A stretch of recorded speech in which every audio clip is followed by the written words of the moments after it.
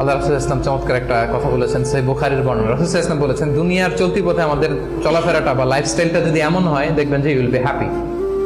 রাসূলুল্লাহ সাল্লাল্লাহু আলাইহি ওয়াসাল্লাম বলেছেন, কুন ফি দুনিয়া কাআন্নাকা গরীব আও আবিরু সাবিল। এই দুনিয়াতে তুমি এমন ভাবে চলো যে তুমি গরীব। গরীবের ভালো বাংলা কি? মানে এই জায়গার লোক না আর কি, এটা চেনা আরেক জায়গার।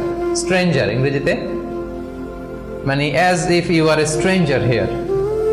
হ্যাঁ, মুসাফির হতে পারে। ওই যে আবিরু সাবিল বলছে, ওইখানে আসলে মুসাফিরটা চলে আসার জন্য আমি ডিফারেন্সিয়েট করতেছি যে গরীব একটা আর আবিরু সাবিল আর একটা। এরকম স্ট্রেঞ্জারের মতো অথবা ট্রাভেলারের মতো লাইফ লিড করো। দেখেন, হাদিসটা খেয়াল করে শুনতে হবে, তাহলে বুঝতে পারবেন অন্তর্নিহিত যে উদ্দেশ্যটা। এই দুনিয়াতে এমন ভাবে চলো as if you are a stranger in this দুনিয়া or you are a traveller. আচ্ছা, এবার আমাকে উত্তর দেন। লেটস সে আপনার পেনাঙ্গে যাইতে হবে। পেনাঙ্গের ফ্লাইট ধরেন যে কেএলআই 2 থেকে 2টায়, দুপুর 2টায়, যে শোনেন যে 3 ঘন্টা ডিলে। কয় ঘন্টা? তা এখন 3 ঘন্টা যেহেতু ডিলে, তাহলে একটা ইজি চেয়ার কিনে নেই এয়ারপোর্টে, কি বলেন? একজন করলো কি, ইজি চেয়ার একটা কিনে নিল।